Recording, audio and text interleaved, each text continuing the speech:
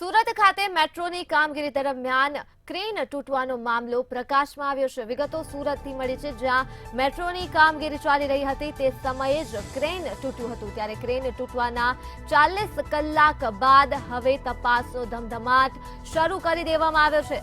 7 દિવસમાં crane તૂટવાના કારણોનો report રજૂ કરવામાં આવશે। ત્યારે મેટ્રો બ્રિજના પિલર ઉપર કામગીરી ચાલી રહી હતી, જ્યારે આ ઘટના સર્જાઈ હતી। તો નિર્માણાધીન એલિવેટેડ બ્રિજના પિલર પર કામગીરી ચાલતી હતી અને ક્રેન તૂટ્યું હતું।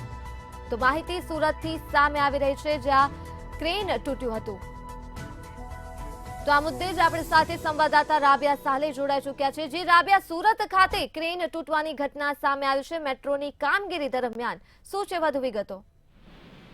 ખાસ કરીને જોવા જઈએ તો જે રીતના ક્રેન તૂટી પડી હતી, સપનાનો મહેલ જો કોઈનું હોય તે તૂટી ગયું હતું એમ પણ કહી શકાય છે। મેટ્રોની કામગીરી વેળાએ ક્રેન જે છે એ ફેલ ગઈ હતી। મેટ્રોના જે કારીગરો છે એમની બેદરકારીના કારણે કહો કે લાપરવાહીના કારણે, પરંતુ ભોગ સામાન્ય જનતા બની રહી છે। ટ્રેન તૂટવાના હવે 40 કલાક બાદ તપાસનો ધમધમાટ ચલાવવામાં આવી રહ્યો છે। 7 દિવસમાં ક્રેન તૂટી પડવાના કારણોનો રિપોર્ટ રજૂ કરવા માટે આદેશ કરાઈ ગયો છે અને એના માટે મેટ્રોના જે નિર્માણાધીન એલિવેટેડ બ્રિજના જે પિલ્લર છે એની ઉપર જે કામગીરી ચાલી રહી હતી તે વેળાએ આ ઘટના બની હતી। જો કે ગટરના જે લોન્ચર બોક્સ ચલાવતી વખતે ઘટના બની ત્યારે જે ટ્રેનની અંદર બેઠેલો જે વ્યક્તિ હતો તે પણ ઈજાગ્રસ્ત થયો હતો। ટ્રેનના જે નાના વરાછા વિસ્તાર છે ત્યાં ચીકુવાડી પાસેનો આ બનાવ હતો।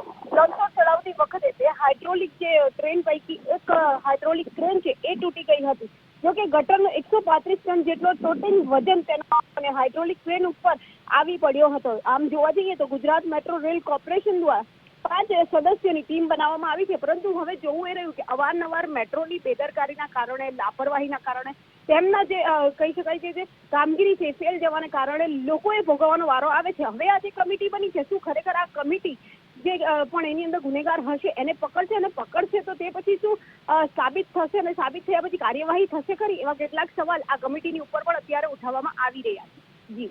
જી રાબિયા, તમામ વિગતો બદલ આભાર।